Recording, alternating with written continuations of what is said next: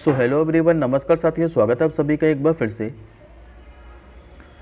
Daily current affairs की class में। और आज है दोस्तों आप लोगों की 18 फरवरी। और आज हम सभी 18 फरवरी से बनने वाले जितने भी आप लोगों के मोस्ट इम्पोर्टेंट करंट अफेयर्स के प्रश्न बने, इन सभी प्रश्नों को हम इस क्लास के अंदर डिस्कस करेंगे। लेकिन साथियों उससे पहले एक बार हम लोग 17 फरवरी के करंट अफेयर्स के प्रश्नों को क्विकली रिवाइज कर लेते हैं मात्र 2 मिनट के अंदर। उसके बाद हम लोग आज के प्रश्नों की ओर बढ़ेंगे।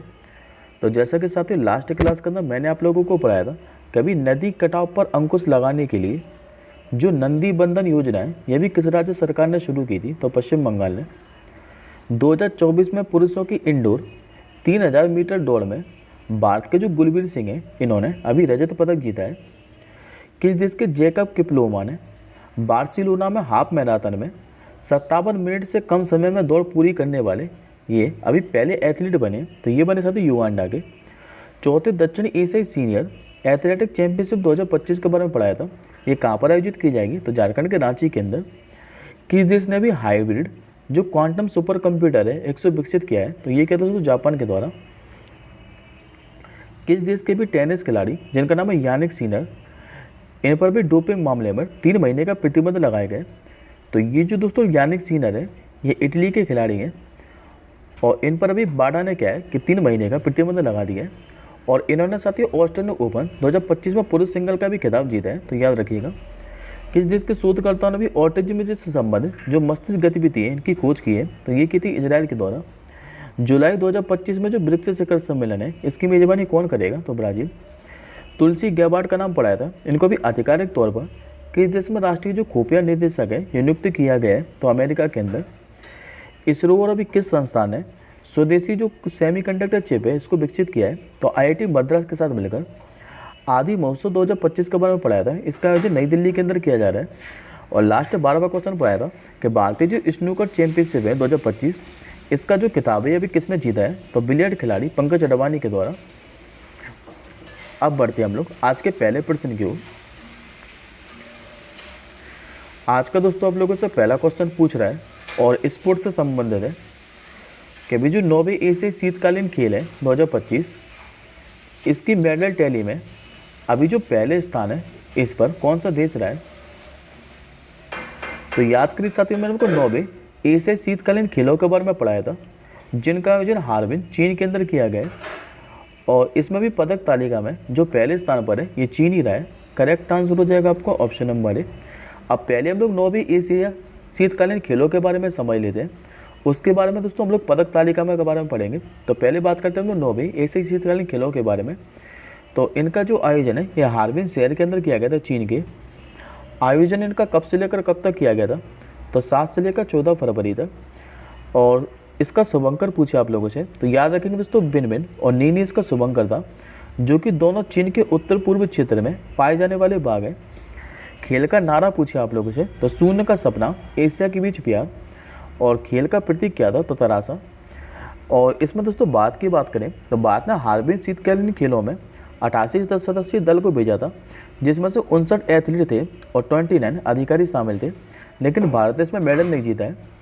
इसके अलावा यदि आप लोगों से पूछे कि पहला इसका जो संस्करण है एशियाई शीतकालीन खेलों का, ये कब आयोजित किया गया था और कहाँ पर? तो ये और याद रखेंगे दोस्तों 1986 के अंदर जापान के सोप्पोरा के अंदर। और जबकि जो अगला वाला संस्करण है 10वां वाला, ये 2029 में होने जा रहा है ट्रोजेना सऊदी अरब के अंदर। अब बात करते हैं हम लोग मेडल टैली के बारे में।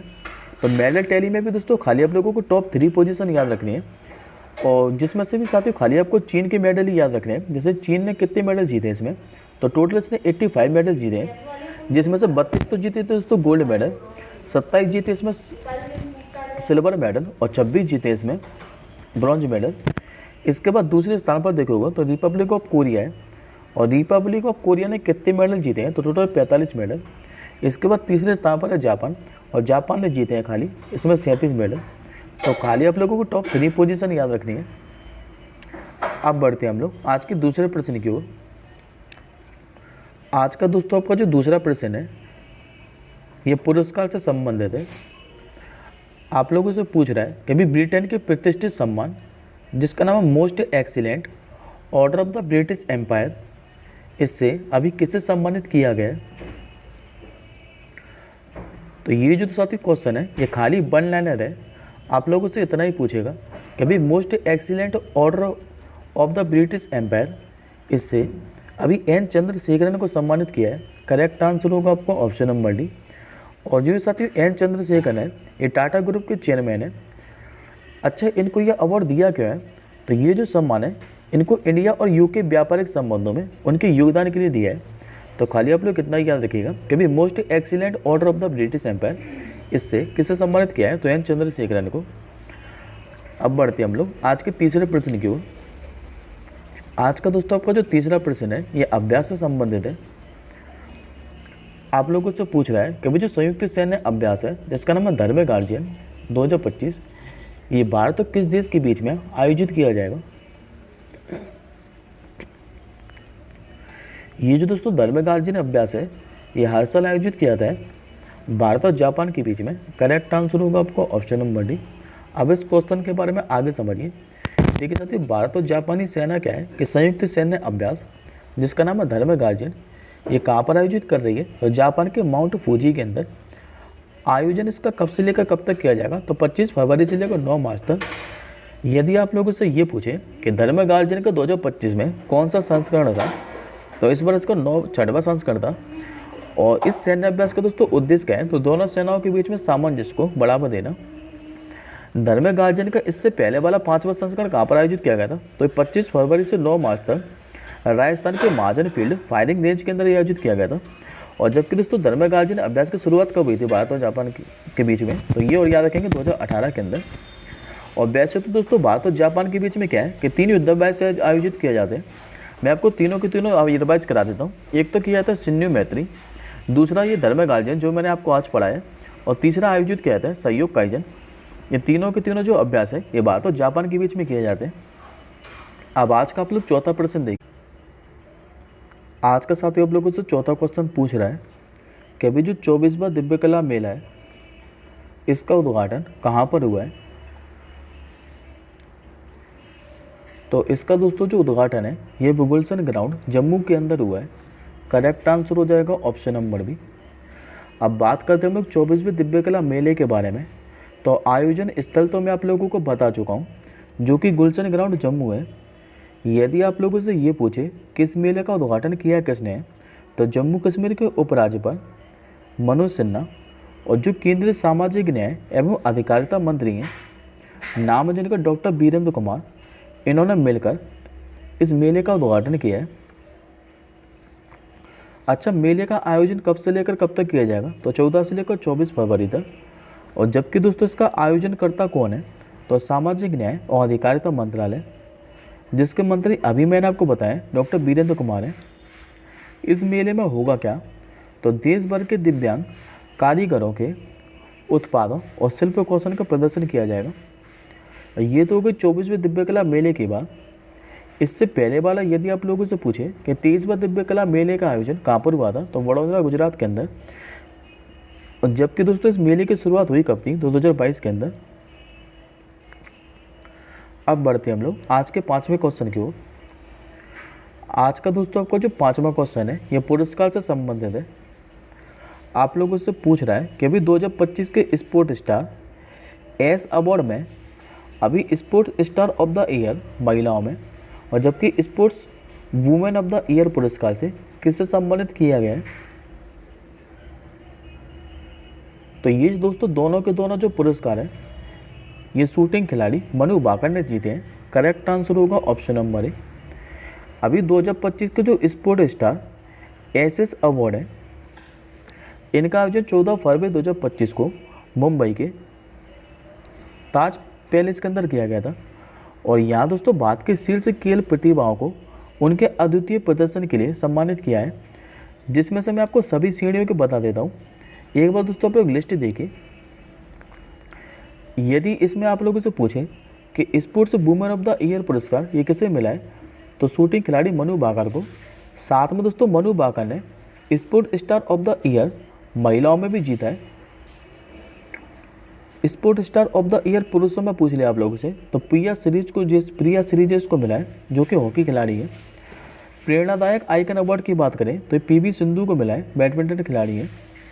वर्ष के खेल व्यक्ति की बात करें तो स्वप्निल कोसाले और सरबजोत सिंह, जिनका संबंध शूटिंग से है।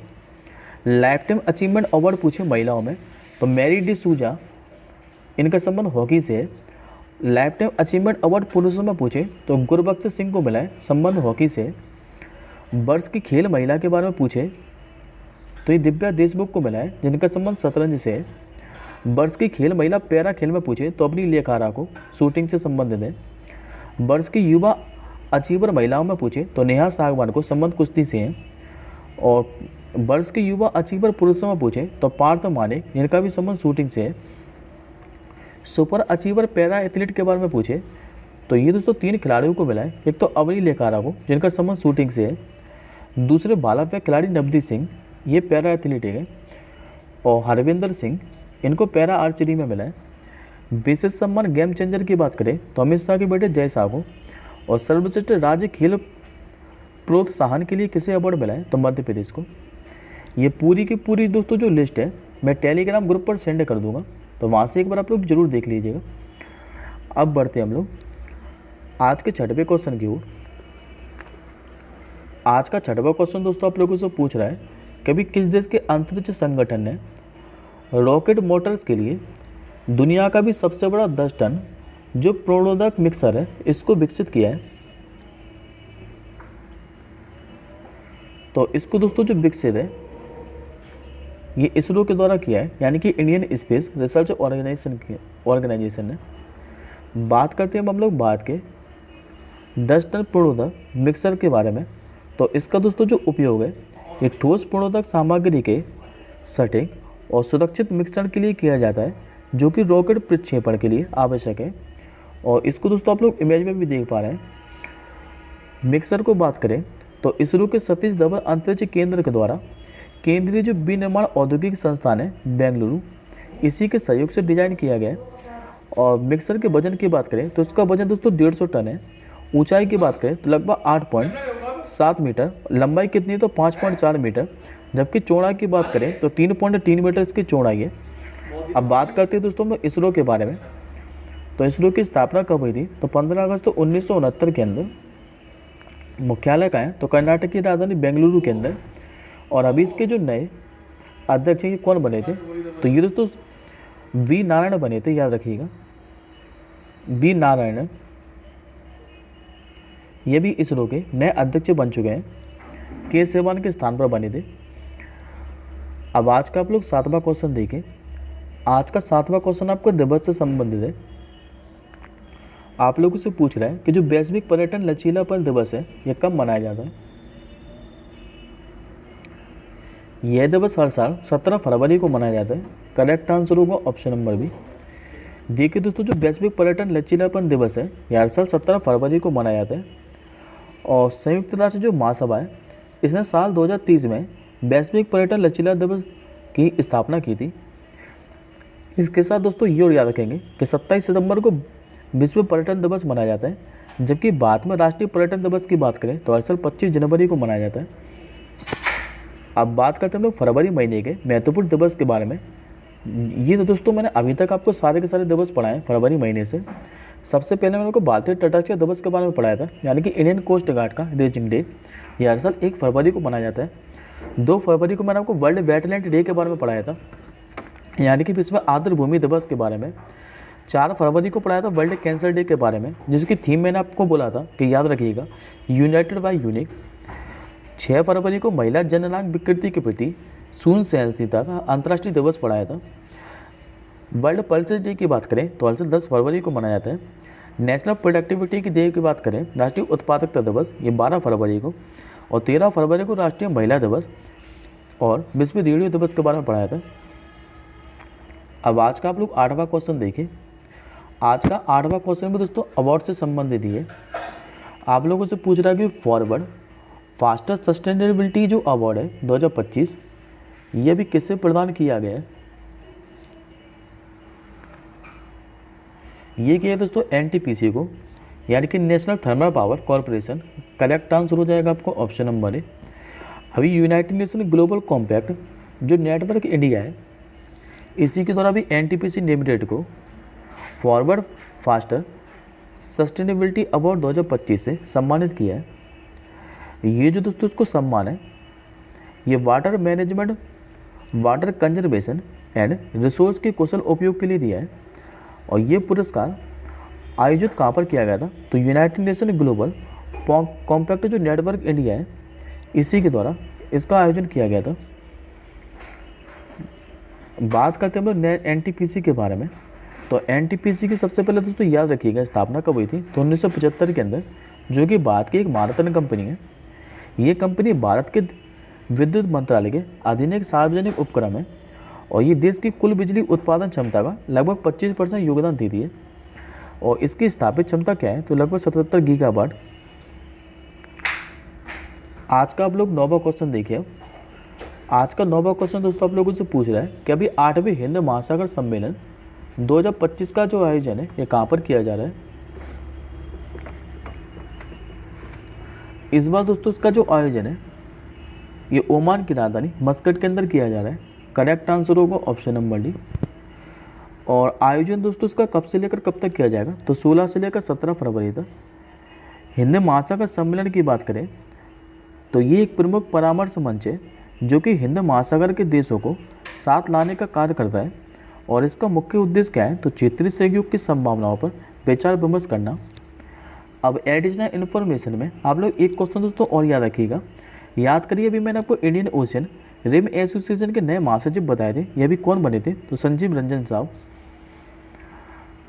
ये दोस्तों आज का आपका आखिरी क्वेश्चन है और आज की क्लास का 10वां क्वेश्चन है। ये आप लोगों से पूछ रहा है कभी आयुष्मान भारत जो व्यय वंदना योजना है, यह भी किस केंद्र शासित प्रदेश में शुरू की गई है? ये शुरू की गई भी पुडुचेरी के अंदर। करेक्ट आंसर होगा ऑप्शन नंबर सी।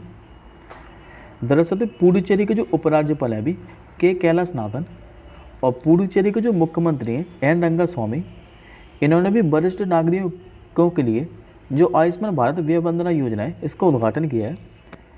ये जो आयुष्मान भारत व्यय वंदना योजना है, ये 70 वर्ष और उससे अधिक आयु के जो वरिष्ठ नागरिक हैं, इनको 5 लाख रुपए तक का निःशुल्क स्वास्थ्य बीमा कवरेज प्रदान करती है। बात करते हम लोग पुडुचेरी के बारे में कि यदि आप लोगों से पूछें कि राजधानी क्या है, तो पुडुचेरी है। मुख्यमंत्री मैं आपको बता चुका हूँ एन रंगास्वामी। उपराज्यपाल यहाँ के कैलाशनाथन। क्षेत्रफल की बात करें तो लगभग 492 वर्ग किलोमीटर में फैला है। और इसका दोस्तों जो उच्च न्यायालय का अधिकार क्षेत्र है, ये मद्रास हाई कोर्ट है। अब ये आज का आपका क्वेश्चन ऑफ द डे है और इस प्रश्न का आंसर मुझे आप लोग कमेंट बॉक्स के अंदर बताइएगा कि भी जनवरी 2025 में WHO ने किसे आधिकारिक तौर पर जो मलेरिया मुक्त देश है, ये घोषित किया है। इस क्वेश्चन का आंसर मुझे आप लोग कमेंट बॉक्स के अंदर बताइएगा। अब हम मिलेंगे जल्दी अगली क्लास के साथ ही। तब तक के लिए जय हिंद, वंदे मातरम।